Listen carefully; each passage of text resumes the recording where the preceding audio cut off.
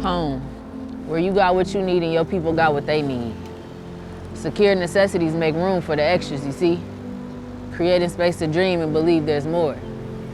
A house, with all closed doors, windows shattered by the subject matter at hand, can kill those things you call dreams.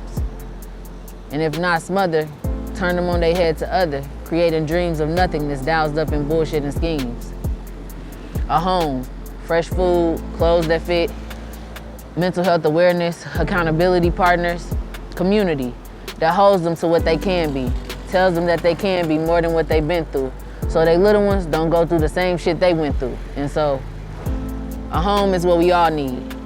They say it's where the heart is, but shit, that's hard for me to believe. A house is nothing more than a man-made building that you pay to lay in. And when you can't hold your weight, you'll stay in. A home, a place where you thrive, live and feel alive in your best form. Basic needs met, dreams written down to begin to take form. Where you live.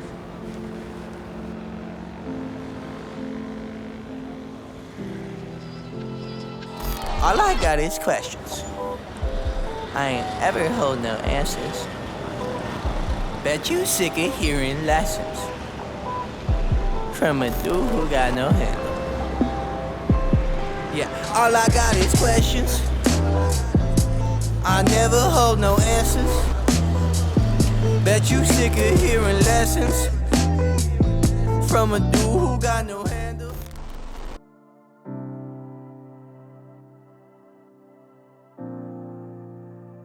Testing 1, 2, 3.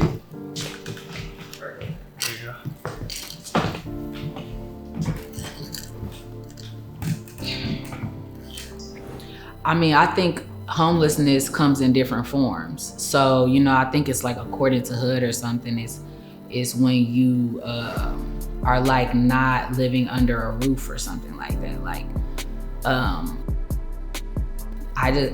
some people look at it as only you living on the street, like the person that's living out on the street in a tent. But that's not it. Like the people who are living with other people, they're living with other people. They are technically not living in their own spot. That's homelessness to me. If you living in a shelter, that's not your crib. That's a shelter that you're living in. It's a facility. It's an institution. That's not your home.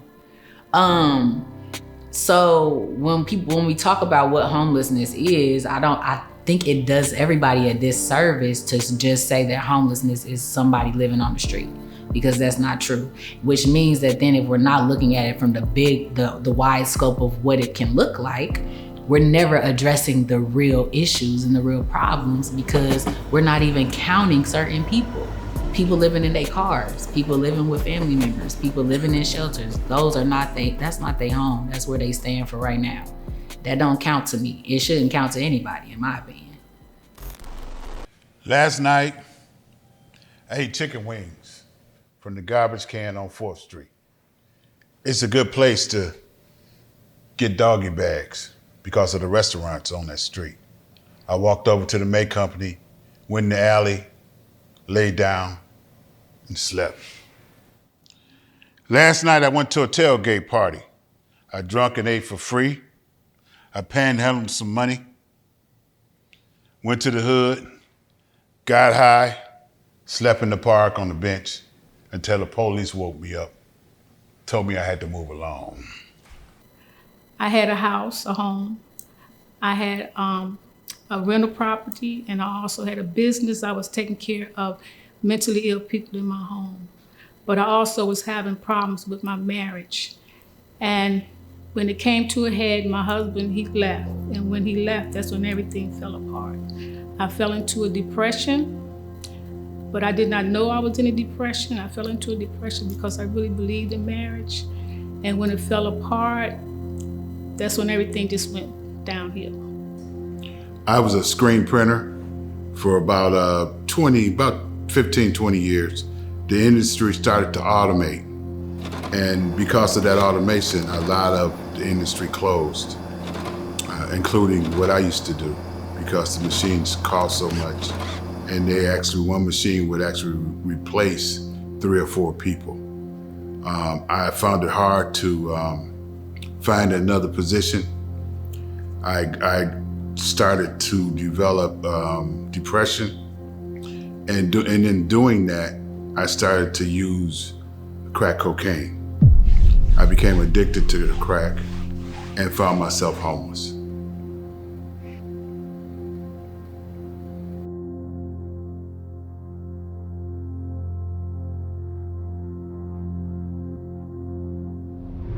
So I experienced homelessness as a child. Honestly, from as long as I can remember, maybe up until 10 years old. We spent a lot of time kind of like bouncing from household to household and with other people. And then there was a stint that we stayed in the shelter, I think for about 2 years before we were housed. And I think what would be classified as like transitional housing. I think a faith-based organization in the area had bought some land, built up some structures, and then allowed families who were experiencing homelessness to stay there for about 2 years before they would transition to like public housing or more permanent situation. And so that was like the bulk of my experience in like a nutshell. A little bit about your experience and how you became unhoused. I became unhoused this last time due to work. And by that I mean I lost hours at work, which put me below, I say below part-time because most jobs part-time is 20 hours, but it was less than that. Which means I wasn't able to keep rent and pay all my other bills. So that's what happened. And so you said this last time, so you experienced homelessness before? Yes, I've experienced homelessness. I think this would be number 5, I believe. Right now it's been out of 10 years, you know what I'm saying? I could say, you know what I'm saying, it's been like maybe about 6 to 7 times. Oh God, I was homeless when I got out of the military in 1984. That's when my homelessness began, really. Because I got out and I traveled. That's what I wanted to do. I saved a little bit of money when I was in the military, and I traveled to California and Washington, D.C. and Chicago and New York. And I lived in all these places for short periods of time. So my homelessness started, I guess, in 1984. And continued until just recently.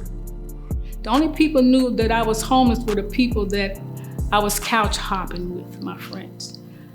Because I was a very private person. Like I said, I didn't want nobody to know, so no one knew I was homeless. I wasn't really harmful. If I just lost my house, or you know what I'm saying, or say for instance, you know what I'm saying, a guy, or I had leave somebody's house that asked me to leave there. You know what I'm saying? You know, I'm not paying rent there, and you know, I'm not on the lease, so I have to leave there. I had to pack up everything that I have, like my clothes, my toothbrush, my hygiene wear, you know what I'm saying? And I tried to pack for like 7 days. And after a while, that got heavy because the 7 days worth of clothes, you know what I'm saying? You know, I don't want to look like I'm homeless. You know what I'm saying? You know, I don't want to look like I'm getting back on my feet, so I tried to have 7 days clothes, but I had to break that down to 4 or 5 days, you know what I'm saying? Because, you know, that bag get heavy. Last night I found the bus pass. I rode the bus all night. Then I went over to St. Augustine and had breakfast. Last night, I panhandled on Playhouse Square. I made enough to smoke all night. Walked to breakfast at the church.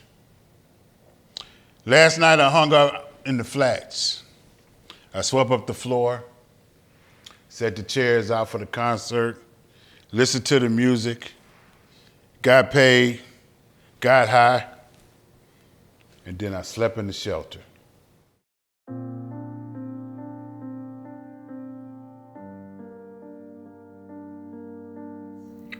Some of the biggest challenges I probably faced was trusting people. I did not trust people at all, especially males.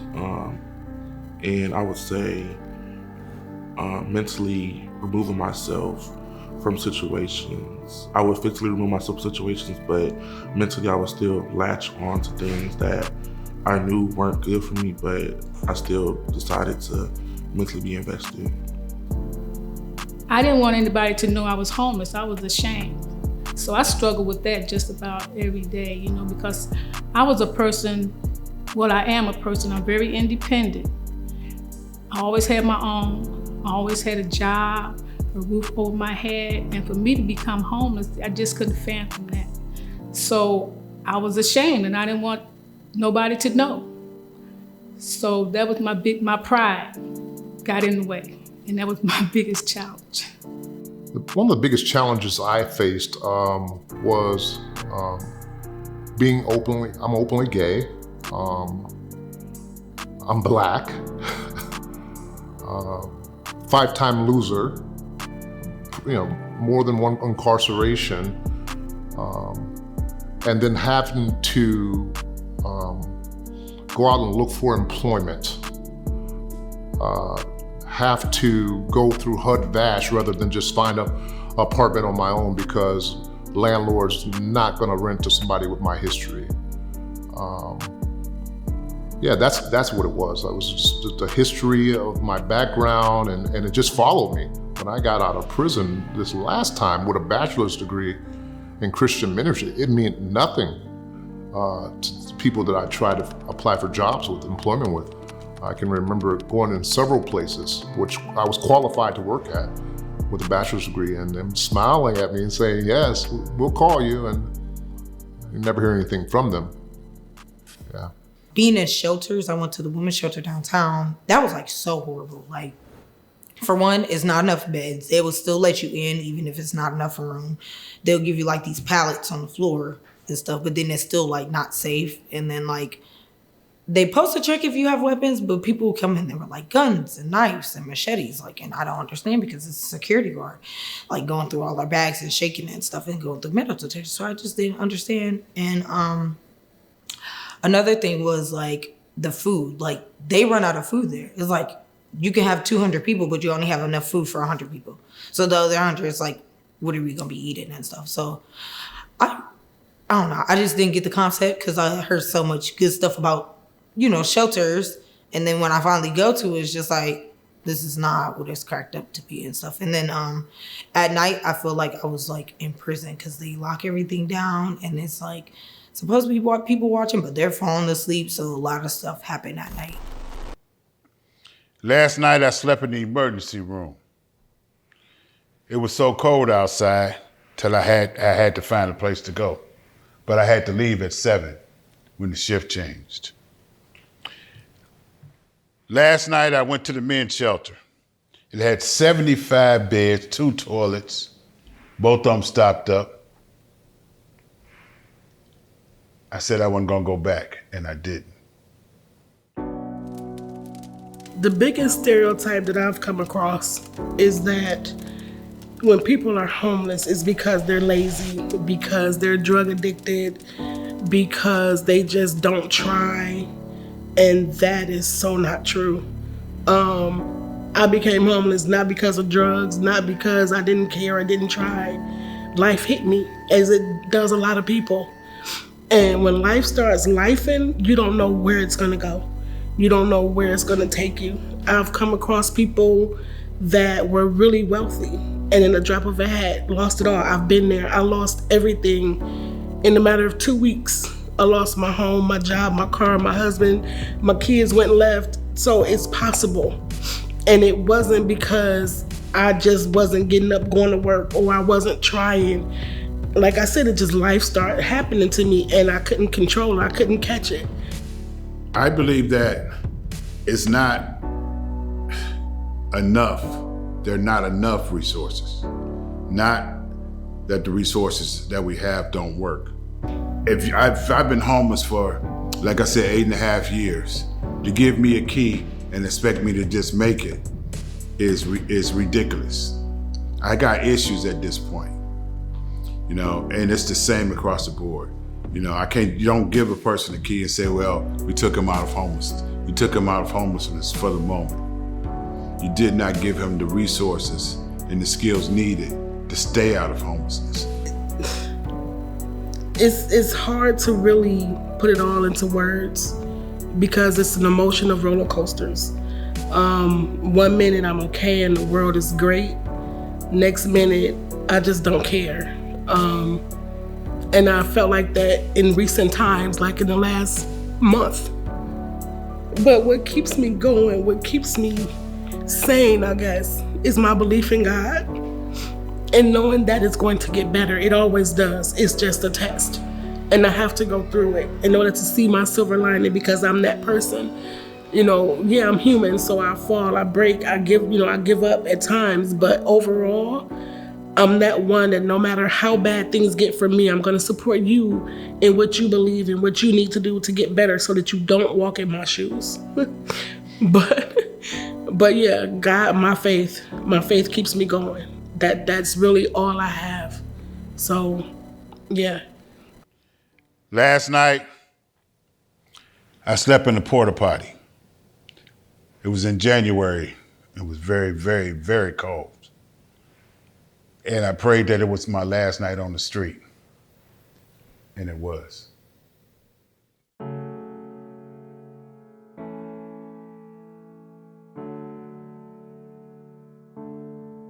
So I currently work for a nonprofit organization called A Place for Me Collaborative, and we help and assist youth and young adults who are experiencing homelessness.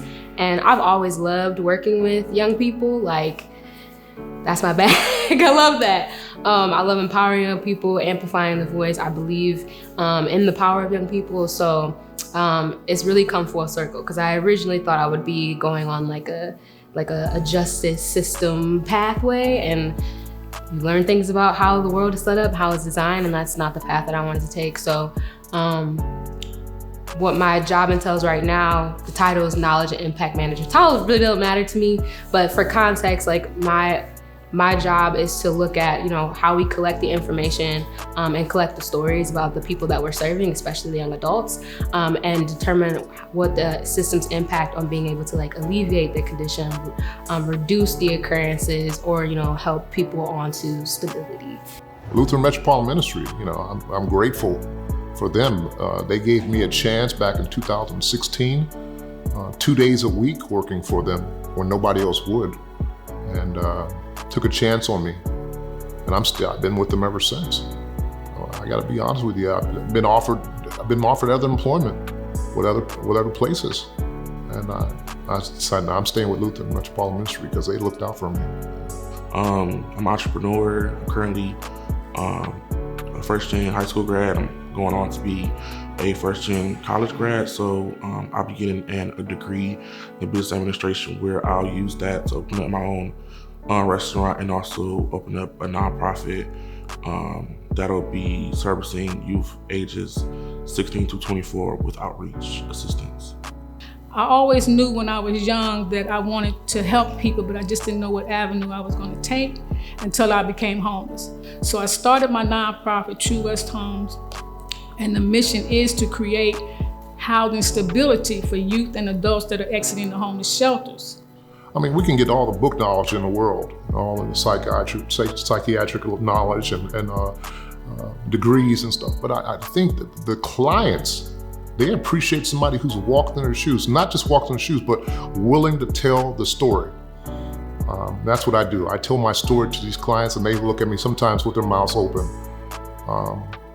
And I just tell them, I said, man, not by the grace of God, there go I. I'm you. I used to be you. And if I it's encouraging them, if I did it, they can do it. My current living situation, I have my own place to live now, and I'm so happy. I have resources from A Place for Me, and it's called Church of something, but they helped furnish and help me put stuff in my apartment and stuff like that. So I did have an apartment down here in Cleveland, but now I live in New York, and I'm working up there with foster kids and stuff. And I still help down here with foster kids and stuff like that in my situation. I want to ensure that I made people feel empowered. I made people feel supported, cared for, and inspired. Because I think when you really lean in your authenticity, it inspires other people to do that. And when everyone is being themselves, then we create more room for inclusivity. We create more room for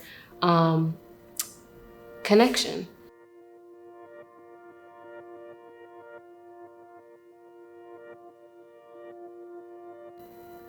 Home to me is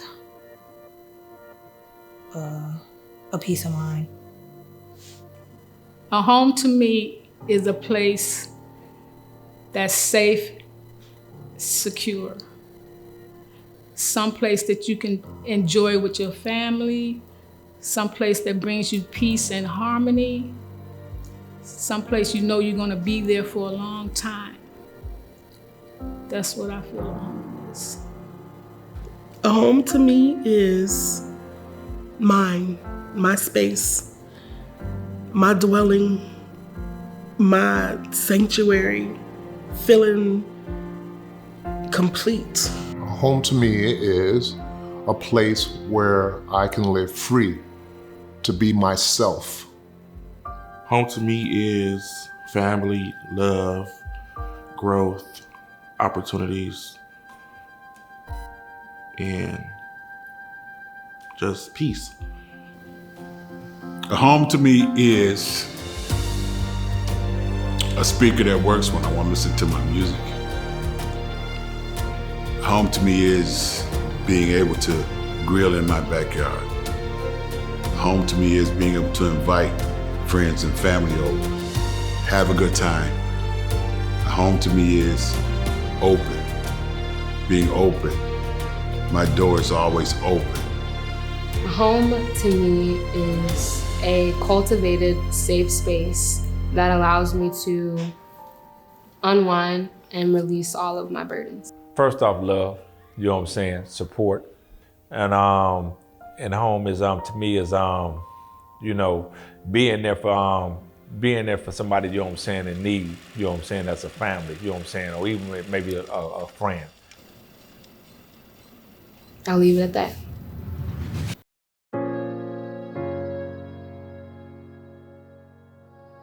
Yeah. Conscious. Matic.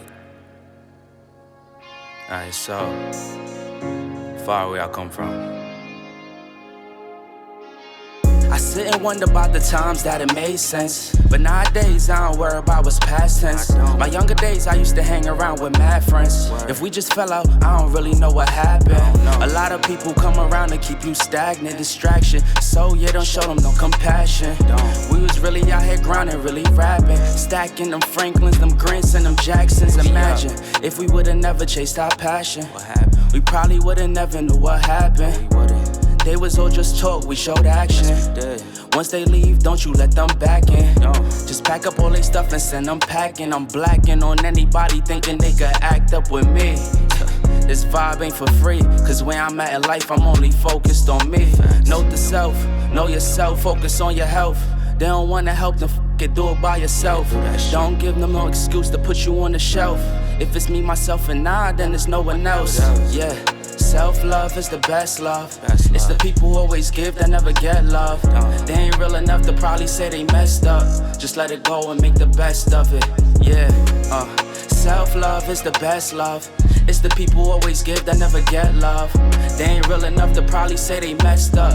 Just let it go and make the best of it. Love yourself. Yeah, practice what you preaching, but clearly they not practicing entitlement and pride. Yeah, those two things they factor in. Spiral out of control just from all the bantering. When they accustomed to talking behind your back with all that chattering. I remove myself before I abuse myself. Talk about self-love, but you gotta do it yourself. Yeah, I won't act too good for no help. We all healing now. Said some things about me that ain't true. How you feeling now? Even at my lowest, they tried to find a way to bring me down. Big y'all up for years, ain't talking just the brand or the sound. I don't throw things around, I do it from the heart, proud.